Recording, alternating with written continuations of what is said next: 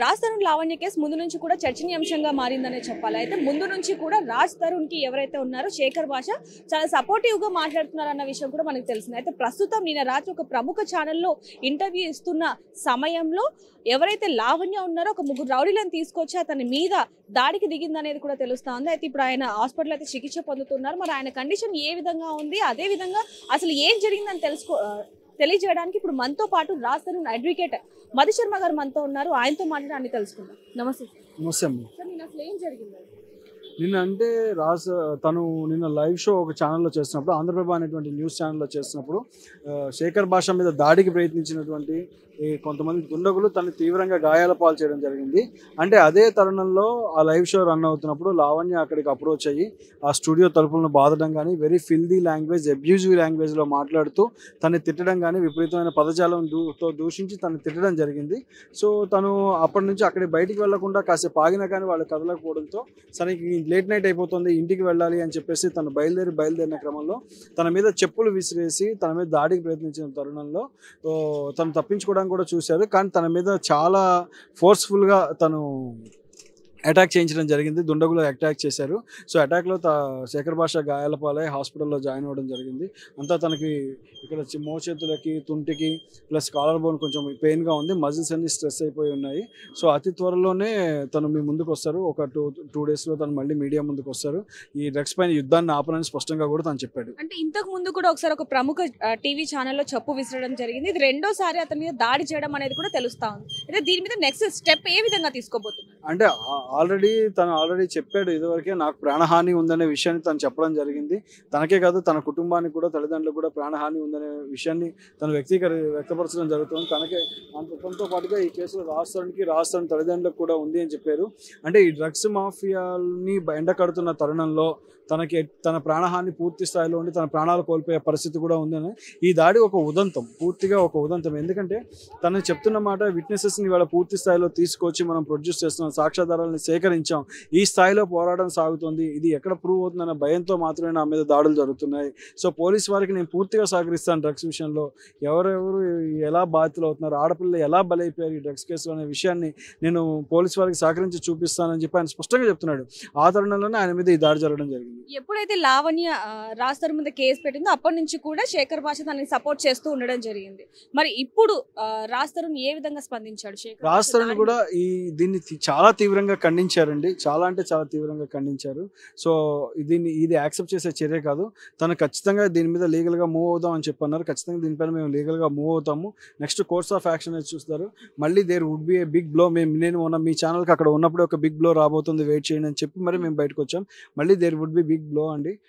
చూద్దాం ఏం జరుగుతుందో. అంటే ముందు నుంచి కూడా చూసుకుంటే ఇది లావణ్య రాజ్ తరుణ్ కేసు అనే దానికనే డ్రగ్స్ కేసు అనేది ఇప్పుడు అనొచ్చు అంటారు. ఎందుకంటే లావణ్య ఏ విధంగా అయితే రాజ్ తరుణ్ నాకు కావాలి అని ఒకప్పుడు కేసు పెట్టింది, ఇప్పుడు వద్దు అనే దాని మీద కూడా నడుస్తూ ఉంది. అయితే ఇప్పుడు ఈ డ్రగ్స్ కేసు మీద నడుస్తూ ఉంది కాబట్టి ఈ విధంగా దాడికి దిగింది అనేది ఇప్పుడు మీరు చెప్పడం జరుగుతుంది.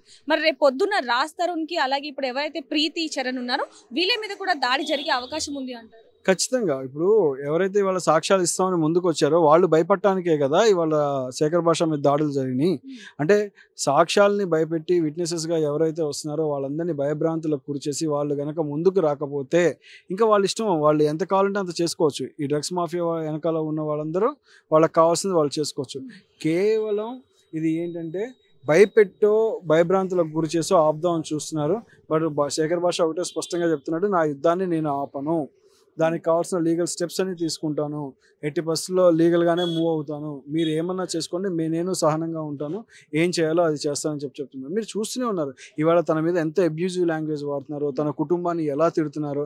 ఇవాళ శేఖర్ భాష మాట్లాడే ప్రతి మాట నేను సాక్ష్యాధారాలు చూపించే కదా మాట్లాడాను, సాక్ష్యాధారాలు లేకుండా నేను ఎక్కడ మాట్లాడాను చూపించండి ఆయన అడుగుతున్నాడు స్పష్టంగా. కానీ దానికి సమాధానం చెప్పలేక తన మీద ఫిల్దీ లాంగ్వేజ్, తన మీద అబ్యూజివ్ లాంగ్వేజ్, తన కుటుంబం మీద ఒక దుర్భాషలాడటము, కుటుంబాన్ని లాక్కు రావడం, ఆయన కుటుంబాన్ని మధ్యలో గొడవల్లోకి, అంటే ఇష్టానుసారంగా తన మీద దాడి చేయాలని ఆలోచించడం, అంటే అటు మానసికంగా ఇటు భౌతికంగా సైకలాజికల్గా ఫిజికల్గా దాడి చేసి ఇతన్ని ఆపితే డ్రగ్స్ మాఫియా బయటికి రాదు అని చెప్పి వాళ్ళ కుట్ర అని తను స్పష్టంగా చెప్పాడు అన్నమాట. మరి నిన్న ఇదంతా జరిగిన తర్వాత లావణ్యలే రివర్స్ లో కేసు పెట్టడం జరిగింది. మరి దీన్ని బట్టి మీరేమనుకుంటున్నారు? మరి మీరు కూడా మళ్ళీ కేసు పెట్టే అవకాశం ఉందా? లేదు, నిన్న తన హాస్పిటల్లో జాయిన్ చేసిన తర్వాత నిన్న మిడ్ నైట్ వాళ్ళు రావడం జరిగింది. జూబ్లీ హిల్స్ పిఎస్ వారికి పూర్తిగా కంప్లైంట్ ఇవ్వడం జరిగింది. వాళ్ళకి ఇన్ఫర్మేషన్ ఇచ్చాము, వాళ్ళు కంప్లైంట్ తీసుకొని వెళ్ళారు. సో దీనిపైన మేము పోలీస్ వారి దగ్గర అటెండ్ అవుతాము. తను కోలుకున్నా కొంచెం చూసుకొని పోలీస్ వారికి అటెండ్ అవుతాము. తన వర్షన్ కూడా తను ఏం జరిగింది ఏంటనేది చూపిస్తారు. ఖచ్చితంగా దీన్ని మేము లీగల్గానే ప్రొసీడ్ అవుతాం. ఇప్పుడు ఎవరైతే లావణ్య ఉందో, లావణ్య చాలా మంది కూడా డ్రగ్స్ అలవాటు చేసి వాళ్ళని బ్లాక్మెయిల్ చేస్తున్నా అనేది మీరు చెప్పడం జరిగింది. మరి ఇంకా సాక్ష్యాలు ఉన్నాయి, వాటిని కూడా మేము త్వరలోనే తీసుకువస్తామన్నారు. ఎప్పుడు తీసుకురాబోతున్నారు?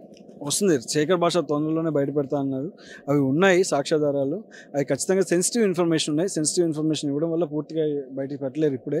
సో వాటిని పోలీస్ వారికి సబ్మిట్ చేస్తాడు. తను పూర్తిగా ఇందులో ఉన్న ఎవరెవరైతే ఇన్వాల్వ్ అయ్యారో వాళ్ళందరినీ బయటికి లాగుతా అని చెప్పడం జరిగింది. ఇప్పుడైతే శేఖర్ భాష మాత్రం ఏదైనప్పటికీ నేను పోరాడతాను అని చెప్పి ముందుకు తన పోరాటాన్ని కంటిన్యూ చేస్తాను. ఈ యుద్ధాన్ని మాత్రం నేను ఆపను.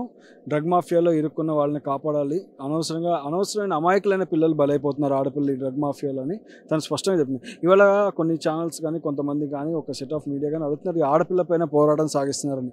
ఆడపిల్ల పైన పోరాటం కాదు కదండి, ఆడపిల్ల వల్ల డ్రగ్ మాఫియాలో ఇరుక్కున్న ఆడపిల్లల్ని కాపాడుతున్నాడు. ఇవాళ శేఖర్ భాష కూడా సాగించే పోరాటం ఆడపిల్లల కోసం. ఇది కూడా అర్థం చేసుకోవాలి. ఎలా అమాయకులైన ఆడపిల్లలు ఇరుక్కొని వాళ్ళు బెదిరింపులకు గురవుతున్నారు, వాళ్ళ జీవితాలను ఎలా ఈ దుర్మార్గులు నాశనం చేస్తున్నారు అనేది తను స్పష్టంగా చెప్తున్నాడు. తన వర్షన్గా తను చూపిస్తున్నాడు. అంటే తను కూడా చేసేది ఆడపిల్లల కోసం అనేది అర్థం చేసుకోవాలి. అది దాచిపెడతామంటే మాత్రం అది దాగా నిజం కదా. అదే తన వర్షన్ కూడా.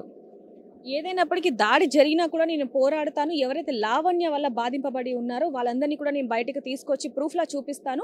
ఏదైనప్పటికీ లావణ్యని జైలుకి పంపించే తీరుతాను అని చెప్పి శేఖర్ భాష కూడా పట్టుదలతో ఉన్నాడనే మధుశర్మ గారు చెప్పడం జరుగుతుంది. ఏదైనప్పటికీ ఇది ఇంకా మరి ఎంత దూరం వెళ్తుందనే చూడాల్సి. మరి కెమెరామెన్ పరశురామ్తో రిపోర్టర్ దేవిక, హైదరాబాద్.